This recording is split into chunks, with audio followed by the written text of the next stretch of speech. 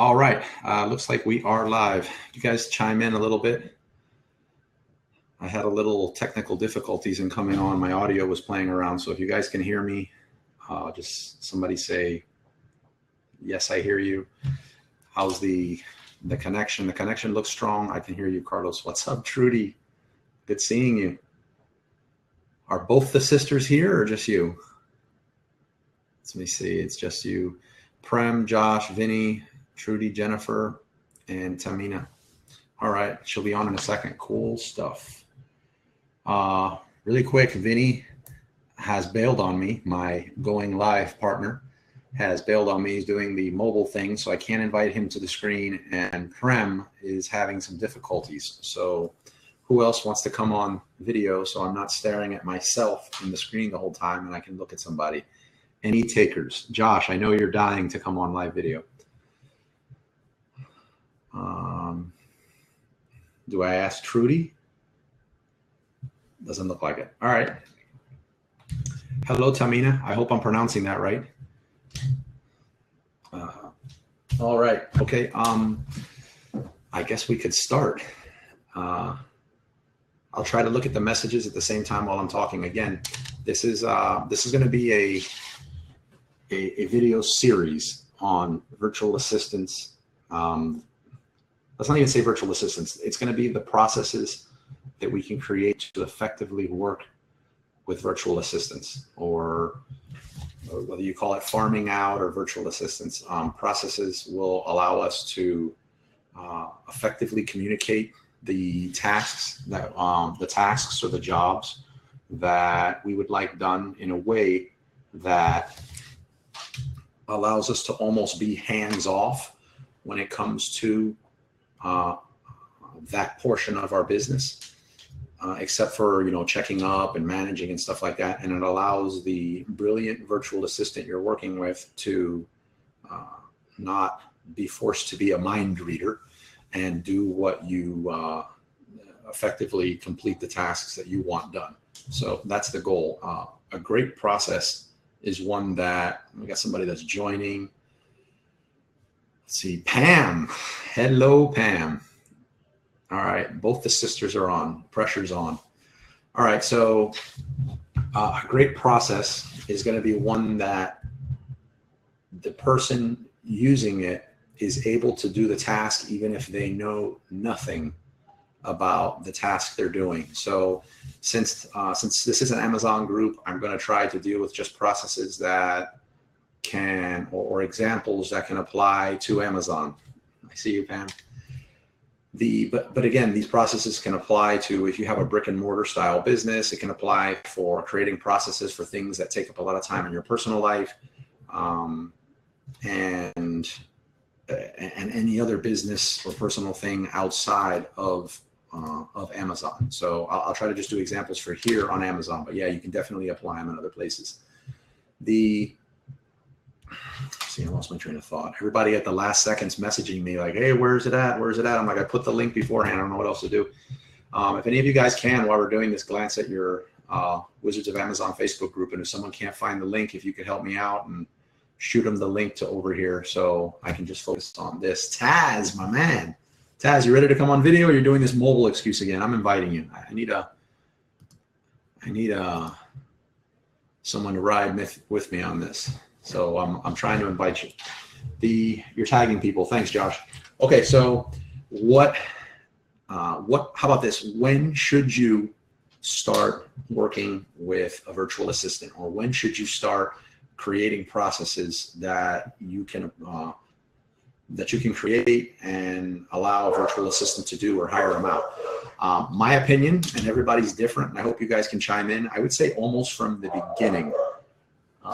Some of the arguments regarding virtual, if you guys hear my dogs, by the way, I came home so I'd have a good upload signal, and I am home. So I have 4 big dogs, and you may hear them occasionally. So some of the arguments on why you shouldn't get a virtual assistant almost from the beginning is that you should be putting your money into something else. My argument is that creating effective processes that you could then hire virtual assistants to do will actually allow you to make more money. The idea is that you can work on and focus more on your strong suits or the more the greater money making activities in your business, and not a lot of those tedious, repetitive tasks that take up a lot of time in your business. Even if that is something like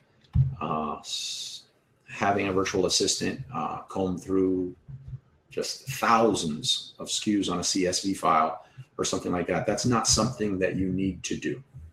If it's finding suppliers, that's not something that you need to be doing.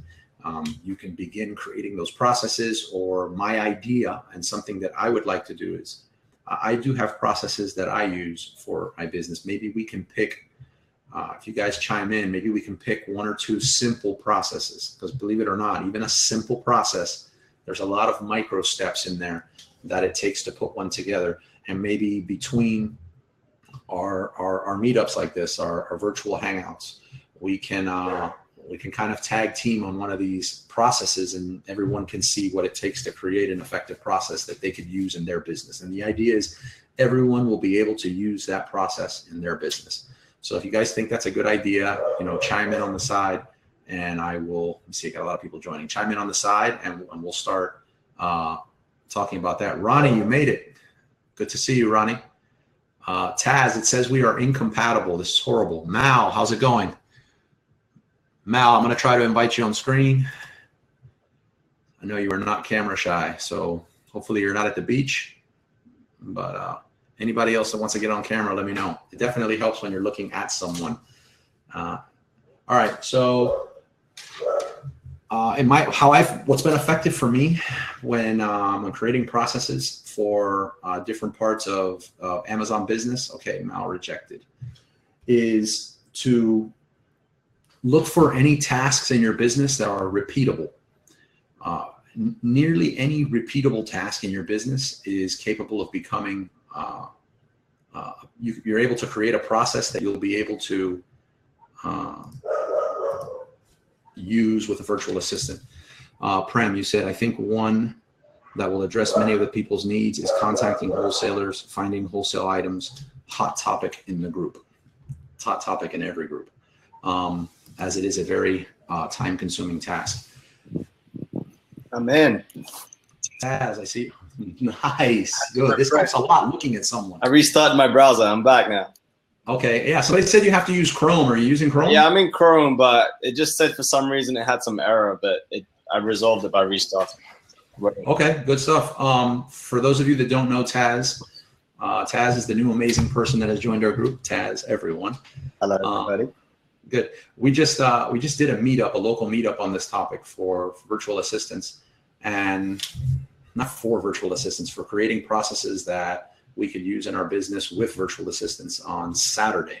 So some of this, for anybody that was at the Saturday group, is a little bit of a repeat, but you can go. But before we do anything else, how did say hi to everybody? Hi. Just moved into our new place, so there's stuff everywhere. We're just trying to figure stuff out. Congratulations. All right. So how did the move go? It's still going. It's still going. There's a lot of construction going on inside this place right now. Okay. Good stuff. Putting together stuff, and we're creating an amazing desk setup, which I can't wait to show you guys. All right. So what we're saying, okay, so processes can be created for anything. Josh wants to know if that's an Aussie accent. No, it's from London.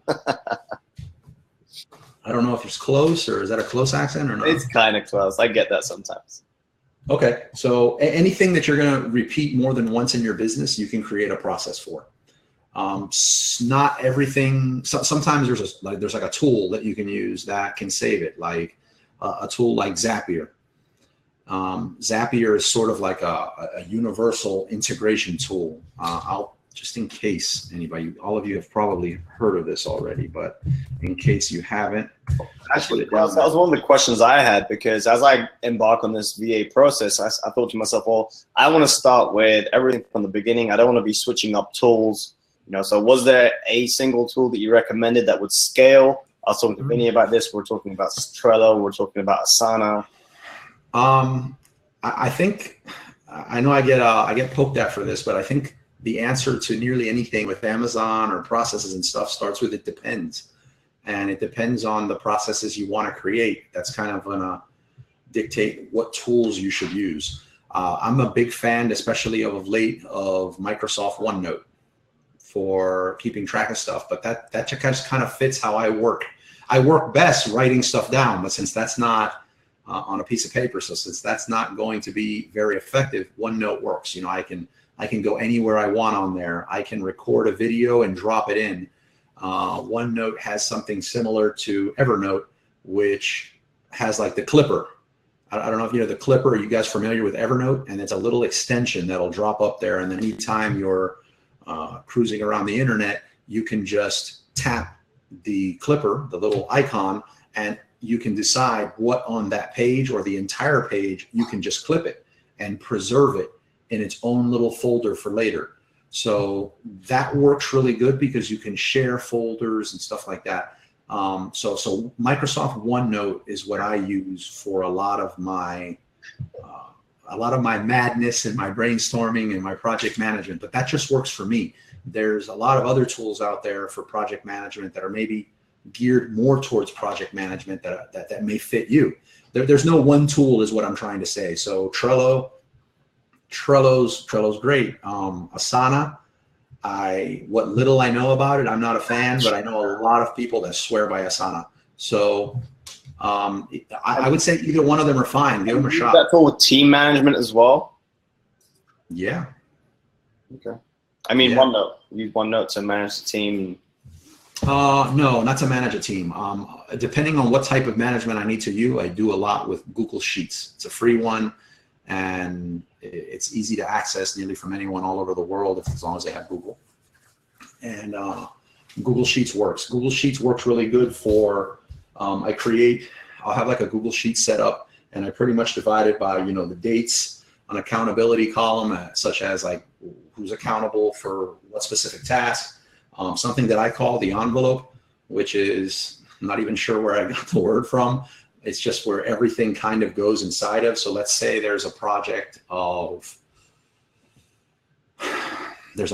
say somebody, this happens a lot lately, especially with merch becoming so popular. A lot of people feel like print-on-demand shirts is something that just began and it's been around forever.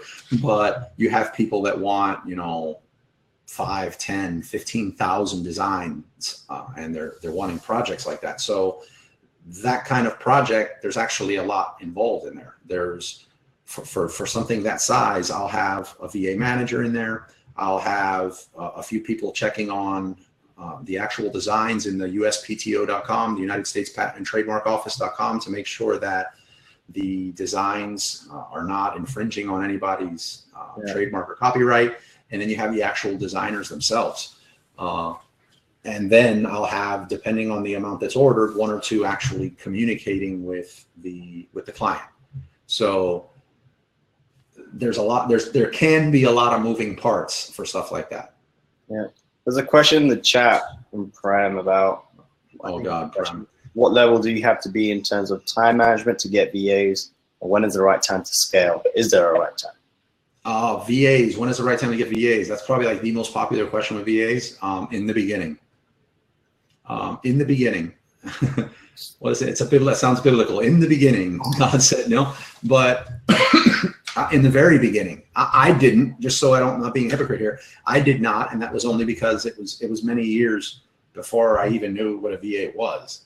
I attempted to like one-man gang it, and I would sub out as I could. I was a micromanager, but I mean, as I learned that I was doing it the wrong way. So I think everybody here is here because they realized that they could possibly be doing better and being more efficient in their jobs, working on their businesses rather than in their businesses. So Prem, my answer, and anybody chime in if they just, again, I want this to be more of a collaboration. Like, my way is not the only right way. I'd love to hear what some of you guys are doing on this as well. But yeah, from the beginning, I would say get into the habit from the very, very beginning. Get a hold of there's some free stuff out there, I guess, depending on the device you're working on. And this is something that I do now still. is whenever you're going to do something and you're problem solving something, when you're about to tackle it, and for me, what happens is I try to figure something out, and then once I think I got it, I run through it one time. And if everything lights up green and not red, you think you got it. And you get all these check marks, you're good. Now, when I'm doing that, I record it. Like, I'll record my screen and I'll capture it, and then I'll turn that into, I can add audio explaining things. You can like put little circles and arrows as to why with explanations. And some of those screen recordings can be, they can be part of trainings in the future.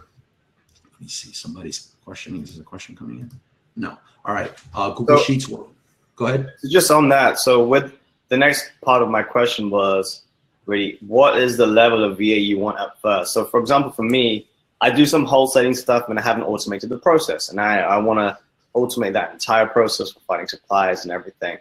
But when I'm thinking about VA, I'm also thinking, well, I want that person to be able to scale and then maybe eventually be the leader of my team.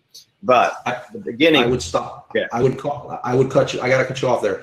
I don't agree with that. Like I used to do that. I don't, and let me see if I can word this right. If I understand, like, let me hire one person and let me groom them into something else because I'm building trust. I'm seeing that they're reliable, and let me go from there. But in reality, I don't find that to be, I'm not saying I won't add more tasks to a virtual assistant, but if you hire someone with a specialty in, I'll use this, some of the warehouses I have had in the past, somebody that I hired for no offense to anyone that does this, but almost a brainless task of taping boxes and passing them down the line. That's all they did all day, but that's all they were hired for. But you could tell by looking at them, like when there wasn't a box, they grabbed a broom. When someone was struggling with their boxes, they ran over there and helped. When they saw people were almost out of tape, they thought ahead and brought tape. So you kind of saw that.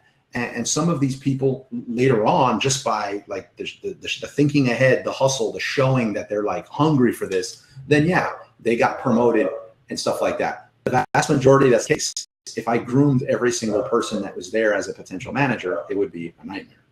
Mm-hmm. Also, you're not going to, in most cases, get that much of a better price just by having separate people. And you're also not going to have everything go to junk when that one person disappears, or that one person decides that they can leverage you for more money, they get sick. I mean, things happen. They're human just like us. So I don't advise that. Yeah. I mean, that was the answer I was looking for. I spoke to Vinny about it as well. I just had a response. It's almost like at the beginning, start with the specific task you want someone to do, find a VA for that, and continue scaling that, I guess, until you find the need to have a VA manager or a VA project manager. So the moment I'd probably, maybe for the number of tasks I have to do overall, I probably need one. But I think I need to start with outsourcing step by step. I don't think I can just outsource everything at once, because I do want to build the processes specifically, do the screen recording, show them exactly how to do it, have that piece working, and then move on to the next.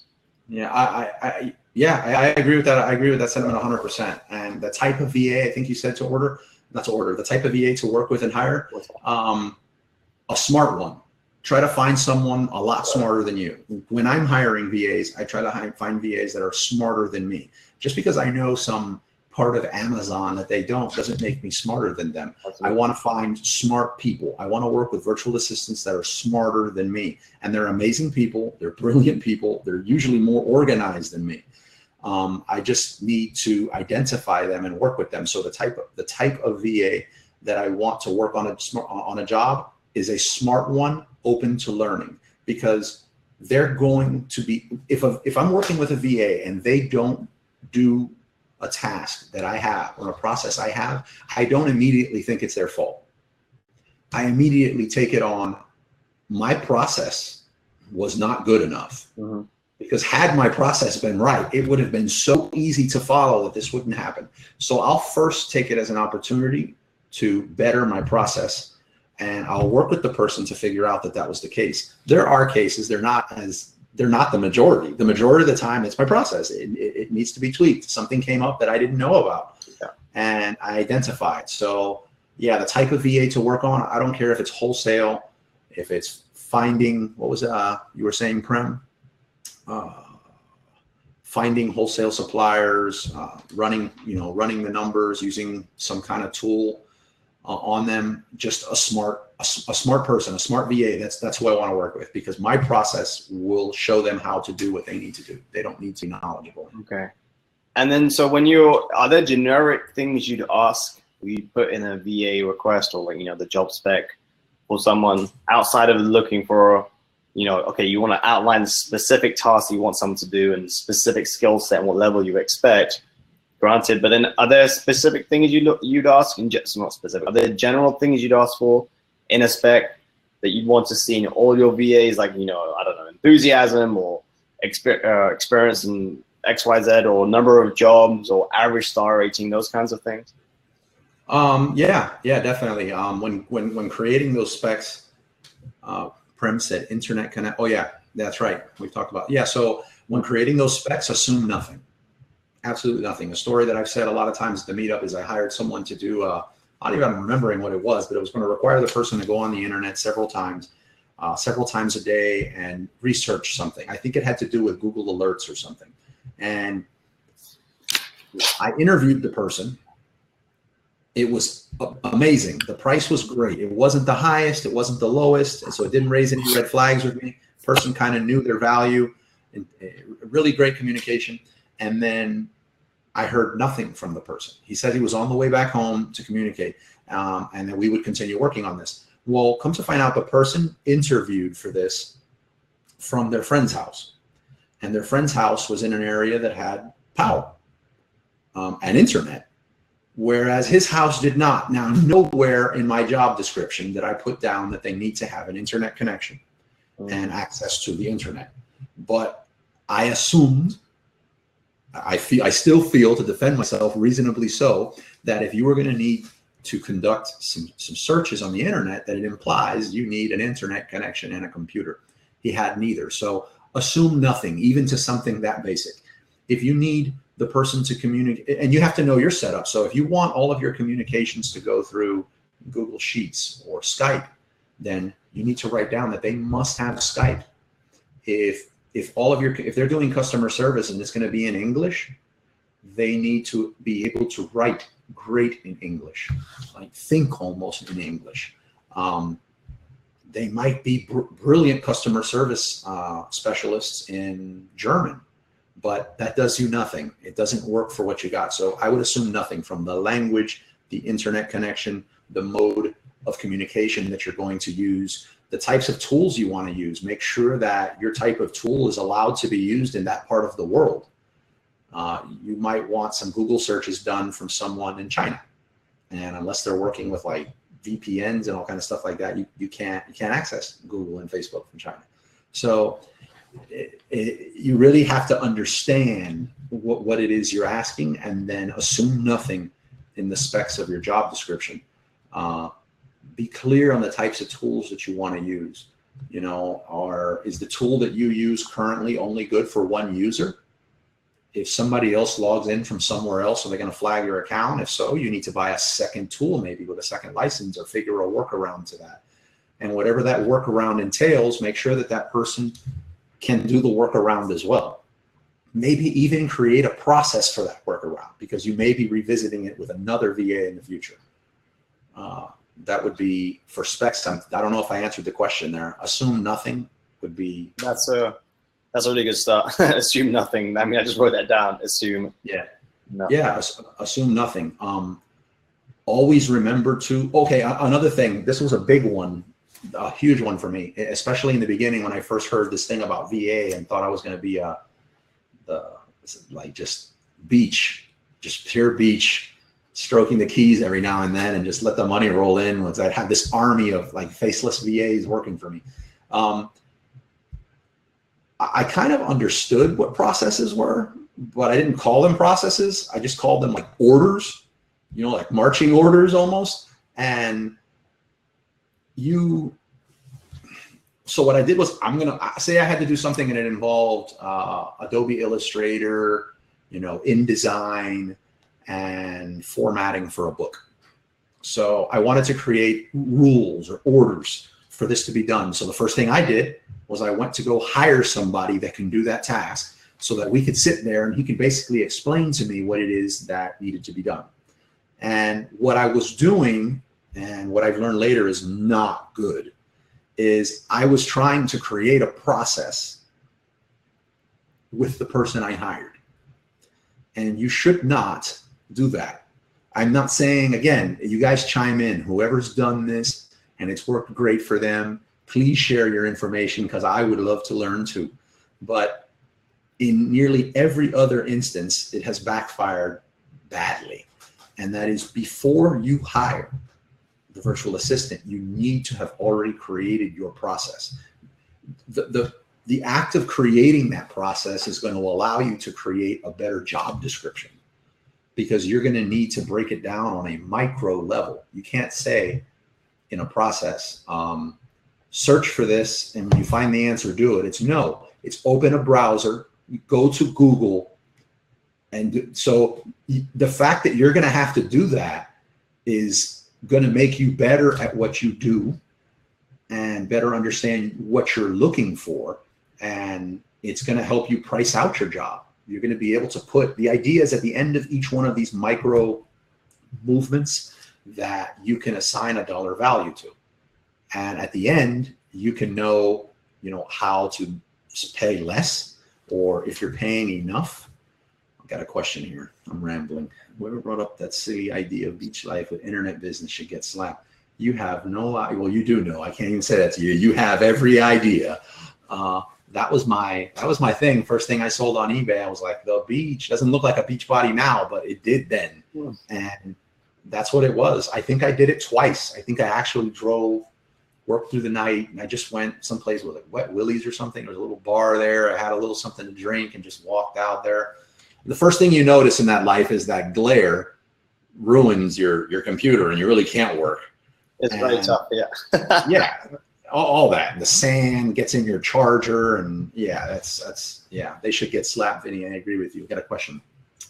Jennifer, I require my VAs have LastPass, Skype, DS, Amazon Quick View, Keepa, Google Drive before they start. Tim Ferriss, 4HWW. I don't know the last one. I know Tim Ferriss, but what's the 4HWW? Huh? 4 hour work week. Okay. Okay, so you require them to have that information. That's good. I'm assuming that's all the tools that you need for your workflow. What I would stress, and I'm not saying you do this, Jennifer, is don't, that's all the stuff that they need, but just identifying the tools that are needed for the process, that is not creating a process. Again, a great process, an effective process, is one that the person that's going to use the process will know. You can send them an email and the subject can be, do this for me. That's it. And they should be able to look at this process, do everything that's on that process, and pull off what it is that you want. Not just pull it off. Crush it. Totally kill it. Just as good as you could have done it. That is an effective process. Another thing for an effective process I've seen that helps, and again, it's tripling the work. I really want to emphasize here that processes are not easy. And processes are living documents, if you will. As things change, as internet changes, tools change, and rules change, you must change too. So your people working for you are only going to be as effective as how you train them. So in that case, you really have to break it down. Those tools that you're talking about, Jennifer, just further break it down into processes. It's hard. It's totally doable. Again, my hope for those of you that weren't on in the beginning is that perhaps this is definitely going to be a series for anyone that's interested in what we're talking about. There's going to be several more. This is more of just like an opening salvo into virtual assistants. If I start jumping out there and we get into like some of the more advanced things like this, it's going to be worthless to you, except to show off in a Facebook group, but you're not going to be able to use it. So, good question. Yeah. We have one. Do you want to go through it? Right. Well, I think we talked about this a little this morning, Josh. It's actually none and all of them. My process include every single one of them in one. So there will be, for each thing that needs to be done, I'm going to call it a micro step. For each micro step that needs to be done, I will have video, usually in the form of a screen share of what's going on. There will be an audio, which they could hear on the video or they could listen to as purely audio. And then there will be text. Depending on the step, and I don't do this for everyone, but it's something I would love to do. And again, I'm being hypocritical here if I tell you, you must do this, because I haven't done this for everything. It's a move that I'm making, is to have them translated into a different language, into perhaps the native language of the person that's that's going to be working for you. The cost is very little, and the skill set to do that is available all over the internet. Why would you need to do that if you had the person speaking really good English? It's just a matter of what, like the same thing on why would you have video and audio. Some people just learn better in a different way. Some people, like I speak English and Spanish. Sometimes I hear something in Spanish and totally get it, and somebody says it in a different way in English, and I'm like, no, I had it before, but now I got it. So it's for that reason. It's again, it's to help you. Yeah. Let's see. Okay, there's that. Does anyone have any questions so far? While I'm looking at this, I took a little bit of notes so I don't like totally ramble. Okay. Prem's good. Well, if Prem's good, then everyone's good. That's it. So, okay. So, what types of things should you? We've kind of established, at least like for me, is virtual assistant from the beginning. But what kind of things should you have a virtual assistant do, and what should they not do? I like to look at it that, and this Saturday, Roxana was present. Let me see if Roxana's here. She might have chimed in, and I can invite her up. Let's see. Yamaris is here. How are you, Yamaris? Yamaris, you want to come up? Fritz, how's it going, Fritz? Diane, you want to come up? You guys let me know if you want to come up. So Roxana's not here, but Yamaris, hello to you too. You want to come on? We have 2 more seats on video. She's gonna say no. I'm good. Yeah. I see. All right, I'll spare you this time. We see how it is. We see how it is, guys. Okay, so I like to look at it as you hire a virtual assistant to do anything that you're going to be doing more than once. Nearly anything that you're going to be doing more than once. Not if you're only going to do it twice. You get what I'm saying? Like anything you're going to be doing more than once. And anything that is task-based, or that's something that requires execution. And the reason I'm saying that is I do not care to, although you can, I do not care to hire out anything that involves strategy or planning.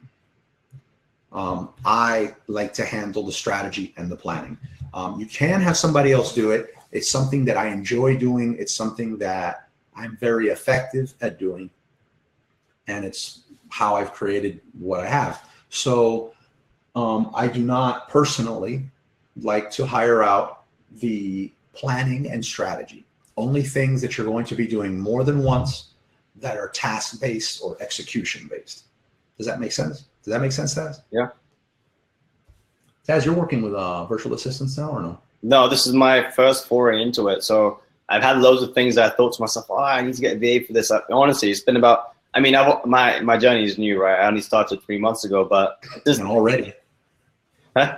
You're going right for the juggler too. For those of you that don't know, this is our resident podcaster who I'm going to be getting advice from on podcasting. Oh, it's coming out, yeah. A couple more weeks. Yeah. I actually definitely do need to record a show with you. It's going to come out at my launch. Okay, well, I would like to, when you do your podcast, be one of the first people that get to interview you.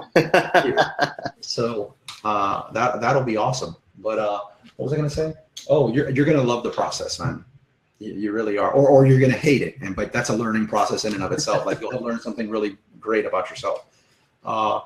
Remember when you're going through this, some of my closest friends are or I guess you could call virtual assistants. Someone says, "Oh, do you have a VA you can recommend?" And I'm like, "Well, I have a friend." Like, I don't even want to say it like that. It's like, it's almost a dirty word. So, Yeah. And if I could give any advice regarding virtual assistants, hire people much smarter than you. Yeah. Yeah. So hey, Carlos, quick question. Yep. You have a VA you can recommend? I do. Depends on what you're trying to do. I have friends. There's actually a friend of mine in the group that when it comes to like graphic design or any of your merch stuff, he can websites, merch, anything like that. He's in our Facebook group. His name's Vladimir. Yeah, where you got him? He's working. Yeah, you already got okay. Yeah, Vladimir Stojanovic, and he actually agreed to honor the prices. The same thing he does with somebody that's a paying client of mine. They'll honor the same price of anyone that's in that group. So that's very generous of him, and he's awesome. What do you think about him? Yeah, he's really good. He was on a business trip and he still got back to me like in like a day. Yeah, he's awesome. Okay, so, by the way, on merch, so I'd opened up my account and got approved maybe a few weeks ago, maybe a month ago. But you got approved in a month? Oh no, I think it got approved in a couple of weeks. But it was about a month or month and a half ago. But I believe the tiers have changed, and it's only 10 designs for the first tier. So yes, now I was like, hey, I have to figure out the pricing. Well, I don't know what the next tier is now. Is it 100 or is it 50? Because it used to be 25, 100. And you know, this is one of those things that I can honestly, maybe it's a disadvantage of working with so many virtual assistants is I don't know. That complete side of everything merch is completely. I'm sure it just changed because the opening tier was 25 shirts and make 25 sales, and now I think it's gone down to 10. But yeah, I guess I'd start with 10, make 10 sales, and see what happens next. Yeah, I think it was when they first, not to get too deep into merch, but when they first opened up, they were tiering up so fast. It was almost like once you could submit the amount of designs that your tier maxed out at, you just got leveled up. Yeah. And you had people putting shirts up there, you know, I love Jennifer, I hate Jennifer, I was with Jennifer, and just like every Jennifer, and then they go to another name and another name, and that's not really what Amazon wants. So, yeah, it's amazing how that blew up. I mean, print-on-demand shirts have been around for a long time. Yeah. You can do better on other platforms, but anyway, yeah, let's not get too. Yeah, let's not do merch. That'll be next. No. All right. So anything you're going to do more than once, and anything that is task-based or execution-based, if you will. So planning and strategy, keep to yourself, to your team, or maybe have a different team for that. Again, it's not impossible to do that. It's just something. It's not like it's not one of my best practices, if you will. So just be cautious about that. My notes are like one-worders, and it's like, because you'll remember the whole train of thought by that one word. And I don't remember the train of thought for this one. But I guess this is a little aside, like the difference between outsourcing and offshoring. Outsourcing is pretty much when you're working with like a virtual assistant in the way that we're talking about. And offshoring could be perhaps you have an office in a different location, like you have a team of people working on a different location on a permanent basis for your company at a location. That's a rough explanation, but there is a difference between the two. And you know, one of the benefits of working with virtual assistants is scalability, the ability to almost bootstrap your business to get it to a point where, and a lot of people do this. There was a meetup group not too long ago that said this, and when he said it, it was like an aha moment for me. And I employ a lot of workers, but I would not have been able to employ a fraction of the workers that I employ if not for virtual assistants. So they allow you to scale in a healthy, effective way that you wouldn't be able to do otherwise. It would be cost prohibitive to do that. So those starting out with barely any budget, that's the perfect time to do that. As somebody else pointed out in the meetup, is if you can create this is a little aside in case you're thinking like this is fascinating, like I'm going to create processes. There's some people that create processes, and if you create a really, really great process, you can sell your process on different sites. So you might want to keep it just for yourself. Like I would rather share products that I sell than perhaps certain processes that I have. They're like very intimate to you, you know? What else? All right. So we've been talking about VAs. So now there's some other aspects of VAs that I think are like a lot more complicated, but they'll simplify your life. They don't have to be very complicated. And that is, what do you do when you have several virtual assistants? Say you have a designer, you did everything. You have a training in place, a process to work with the designer. You have someone for your website, for your SEO, and for your email marketing, for a few other things. But then a project comes along that requires several of them to do their tasks for you to get where you want to go in that project. So they may be great, but do they work good together? So it is very important, unless you want to be a slave to that process, that you create processes once you have more than one virtual assistant on how they work together. And again, this is one of those spots where you assume nothing. Where will all of the communications happen is a really important one. Preferably one that you're also copied in so that you can see their back and forth. You want it to be something in real time also. The majority of your projects are going to be time sensitive, if you will. They need to be accomplished by a certain time, and you don't want someone to, in one time zone, to have to wait for the next person to get up and check their email. So you may want to use, you got to take that into account and maybe use Skype. So when you want to get your virtual assistants to work together, you need to create processes for that. And Carlos, just on that point, sorry for interrupting. Was this something people use or you use to actually track the amount of time a VA is putting into a task? Like, or there's a lot of programs out there for that. Do you use one? Is it kind of a staple that if you're going to have a VA, you want to know exactly how many hours they're putting into each task you give them?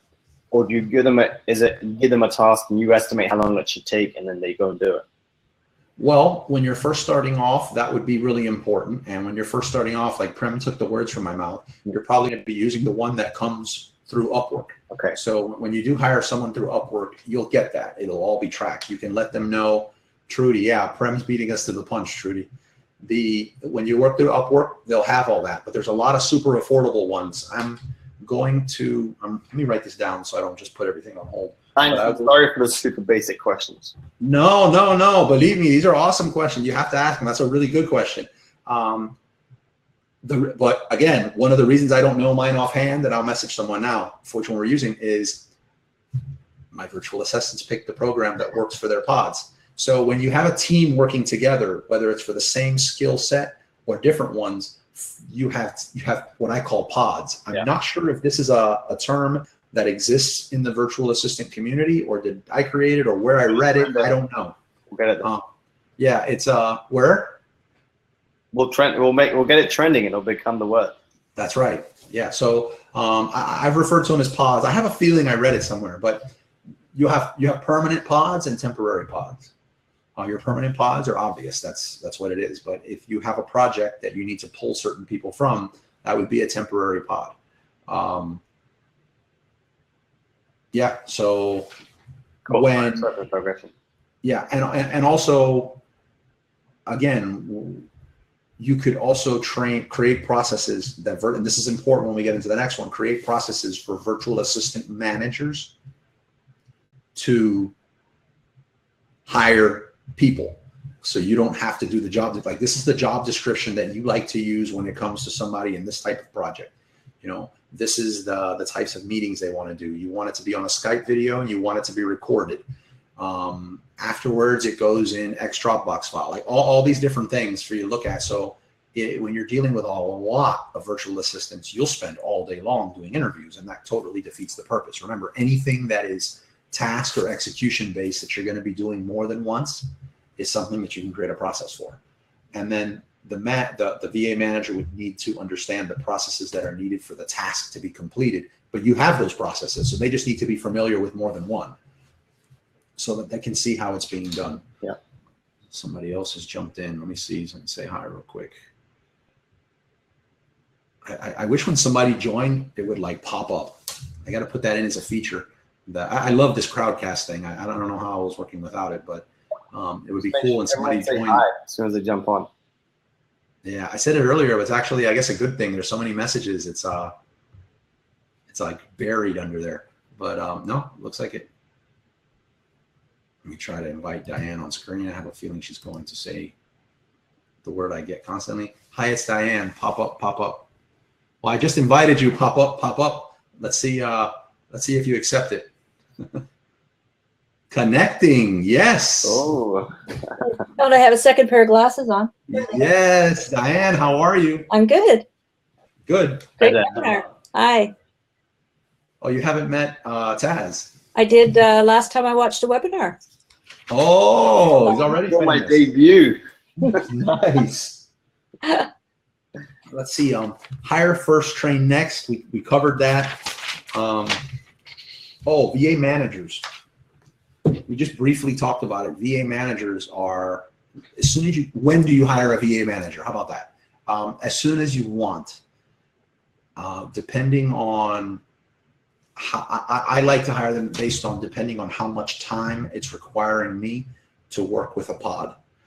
The pod being I like my pods to be between 1 and 6 virtual assistants, but there are some bigger pods that I've worked with depending on the task. But once you have, 3 to 6, and if your processes are not like perfect, it's going to require, there's going to be a whole bunch of questions. There's going to be a lot of tasks that people are going to get stuck on and go back and ask you, and you're going to have to respond to all of this. When that starts becoming a little too time consuming for me, when it takes about an hour of my day, it's time to create processes for a virtual assistant manager. Remember, just because you've decided that you're going to create processes to get a virtual assistant manager, you're still quite a ways off from actually hiring one, because now you need to create all those processes for that. So, yeah, so as soon as you think you need one, you can do it after you have one virtual assistant, 2, depending on your business model, depending on what they want to do, but sooner rather than later. And how much do they get paid? That's another answer. It depends. How much does anybody get paid? People get paid what they're worth, what the market is showing that a position like that goes for, based on their experience. Some people don't care what the market says they're worth. They feel like what they bring to the table is, all that in a bag of chips. So you have to pay them based on that, or you move on to the next one. But what do you pay them? It totally depends. What's another cool one I get is, this one's good. Everyone from the Philippines that's a virtual assistant is really, really good in this one task. And then everyone from Pakistan is really good for this one. So like, where do you hire your SEO people, let's say? What I found is, yes, there are concentrations of people that you can find more readily online from certain countries, but it has nothing to do with the certain country just being better by nature in that subject. It has to do with, there's a higher concentration of agencies in that country that specialize and perhaps promote those that specific task. So again, if they meet your criteria, then everything should be fine. Your process should take care of the rest. I think Taz muted us. I hear all kind of movement, but no noise. It's kind of odd. Very good. I put myself on mute. I'm making a shake to get to the gym. All right. Let's see, because we're already at 48 minutes, and I was trying to make this so it did not go over an hour because it's like midday. So I don't want to just like gloss over C-level VAs, but I'd rather talk about this first. So maybe C-level VAs, which is a long one. We'll do next time. One that I think is really important is that when you're creating your processes, earlier I said a video, audio, and writing.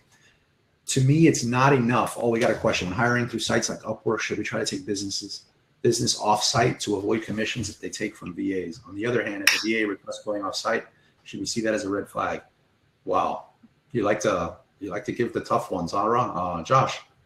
Well, according to Upwork's policy, you are not supposed to take virtual assistants offline. However, in my trainings and everything like that, the mode of communication that I use is Skype.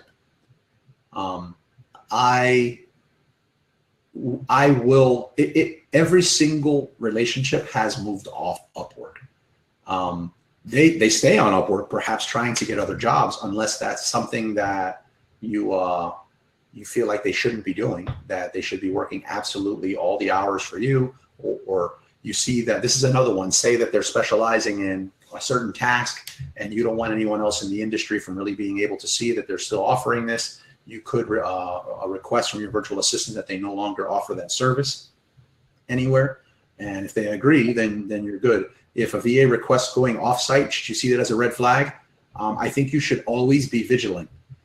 And if you were on Upwork and you wanted to get, probably the idea was to develop a more personal relationship with the person hiring, your goal would also be to try to go off-site. But yeah, one of the reasons would be is they want to be able to get your money off-site if they had bad intentions to take your money. The vast majority, you hear about people like Alibaba and virtual assistants, they took my money and they didn't do anything. I found that to be less than 1% of the people that are trying to do that. The vast majority are very intelligent, hardworking virtual assistants. That's it. But I have like 10 minutes left.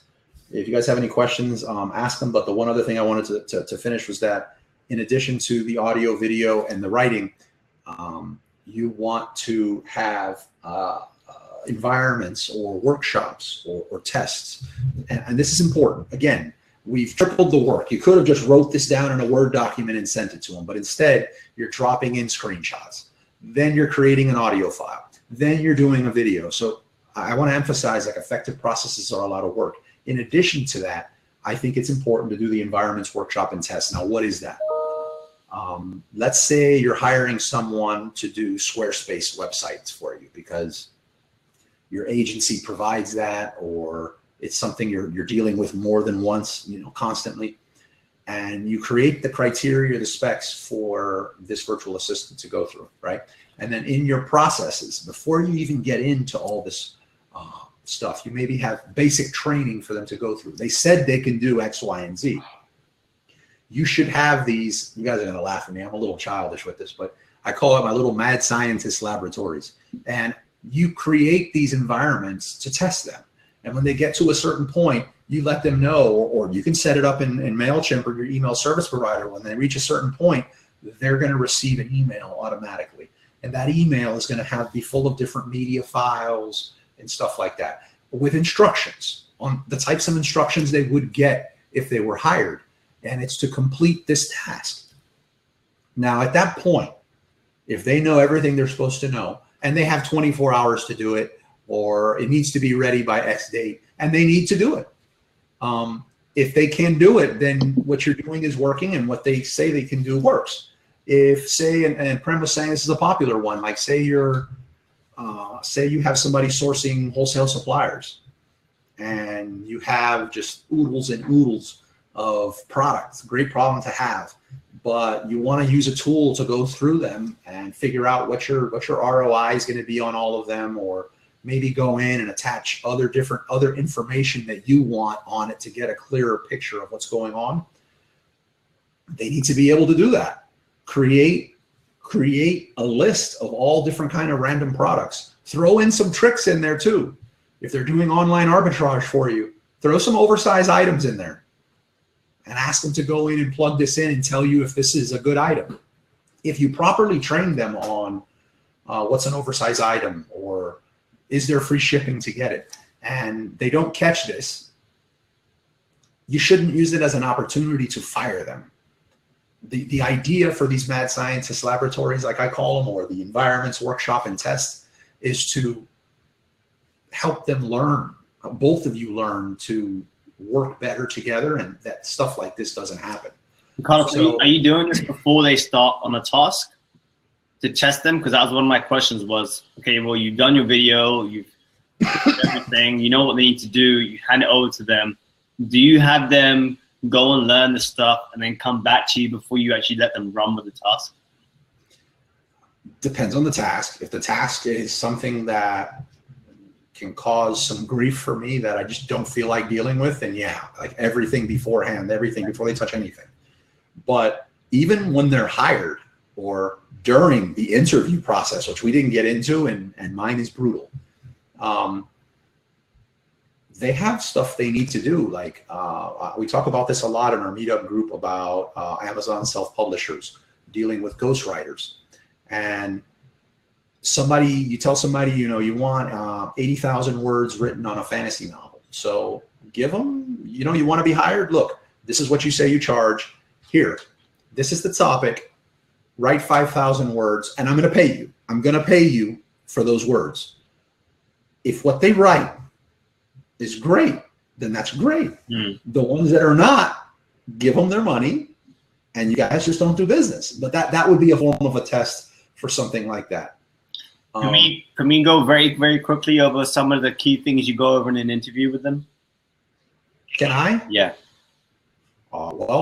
Some of them are like really basic that are just a really big deal to me. And that is, first of all, if our Skype is supposed to be Skype via video, that they genuinely do have video, that they show up on time. And it sounds like a basic one, but it's important. If they don't show up for their interview on time, we're done there. You can't message me 10 minutes late and tell me that you're running late. That's not going to work. And then any other questions that are relevant to the task, background history. Why do you want to work with me? I have some other ones that are super funny that I actually got from my wife because she kind of does this for a living.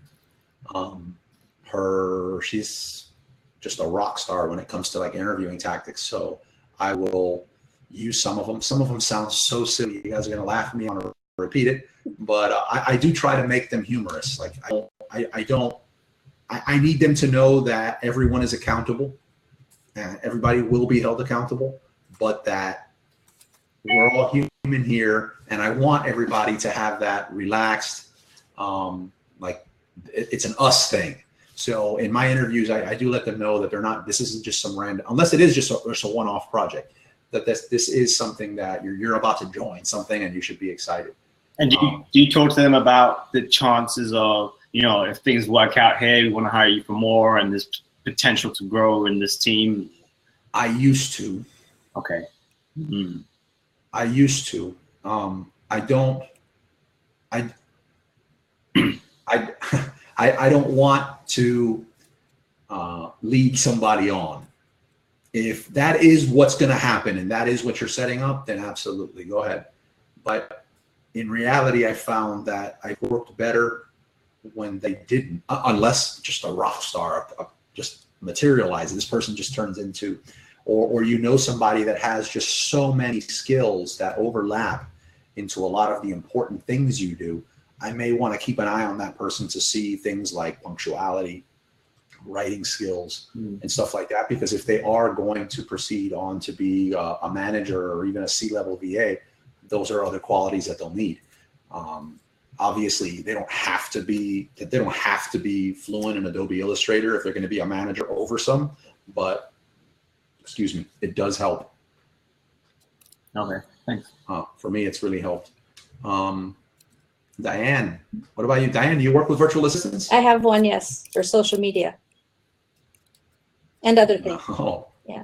How, without going into all the details on how you're conquering social media with your virtual assistant, can you share some things, like what kind of tasks do you have them do, and how did you train them in the tasks? Do you have preset processes? Well, that would be very embarrassing because my problem is I don't know a lot about social media. So I just sort of quizzed her on things that I looked up and thought that she would need to know to do social media for me. And my one little test was I needed to get rid of some product that was going to be, when it's too long in Amazon. What's that called? Over long-term storage. So I told her about it. I said, I need to get rid of this at this amount of price, do it through social media, and they were all gone. So whatever she did worked. Since talking with you about VAs and processes, I'm in the midst of I'll have to pick her brain to write down what she does. We have a couple of tools that she used so she could post things that are set up to post at certain times of the day. We've got that. And she handles all my Amazon difficulties. that make me turn purple when I read them. So Is it, you're describing like an guardian angel. yeah, I just give it to her and say, see if you can fix this, and she does. So that just seems to work. I'm hoping you pay her very well. Yeah, she seems to be, no matter what task I give her, she seems to accomplish. So we're doing good so far, but we're going to be putting some more processes in place. And I know That sounds like a winner. It sounds like you may have, without knowing anything else, like the makings of a yeah, she's very manager. The way you look, it looks like maybe there's a trust factor there. You connected personally. That's important. Yeah, we started out with a company and ended up leaving the company, which had some difficulties, but we got through that. And yeah, it's working really much better. I like it because she knows that if she has to take her girls to school because of weather or difficulties, they have some big things go on with weather there, that she just makes her time up when things settle down. And I think having given her that trust, she's had to work really hard because she wants to make up that time. Okay, we hit the 1 hour mark and it's the middle of the day, so I want to like really wrap this up before we like dive into a bunch of things. Maybe next time we'll get into, again, I'm not just going to keep announcing these things unless you guys chime in. So you guys know you can always go back to this Crowdcast and go into like the question and answers and the polls, or you could message me on Facebook with any critiques or any other things you would have liked to have seen covered. You can openly say it on Facebook, that's fine too, but I need to hear that this is something you guys want to know, and that and get some feedback and know other things you want to cover. Because my idea for the next one is going to be C-level VAs, pod management.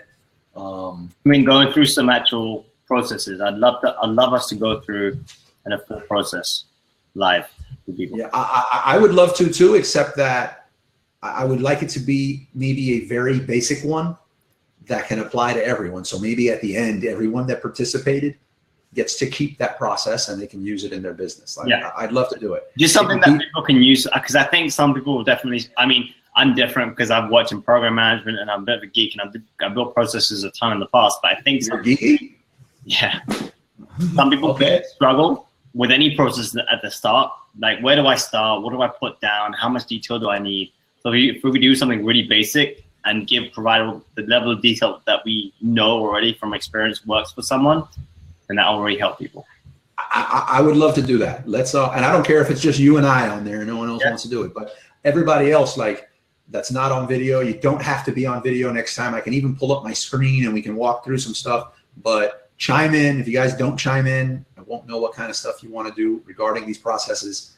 And processes on customer service. Oh my God, I have to answer this short. I refuse to have anyone except myself to this day handle customer service.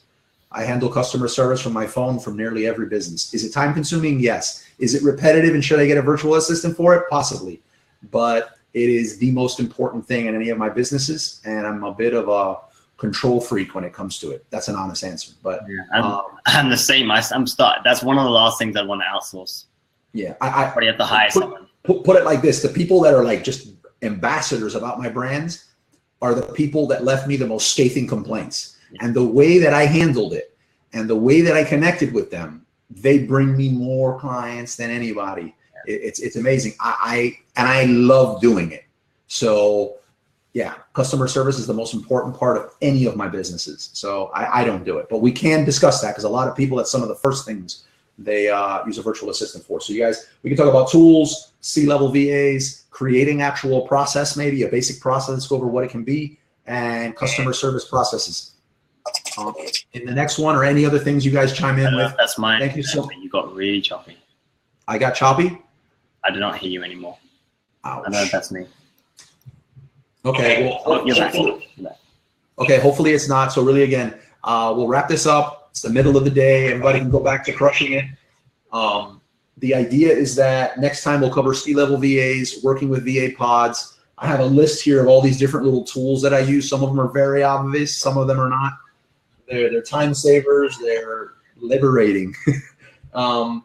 And we'll cover customer service for VAs and actual creating a process. I might have repeated that. So I'm talking fast so we can kill this. Sounds Go on and make money, everybody. You guys are awesome. Chime in, please, and let me know other stuff that you want to talk about. All right. Peace, guys. Have a good one. Thanks, guys.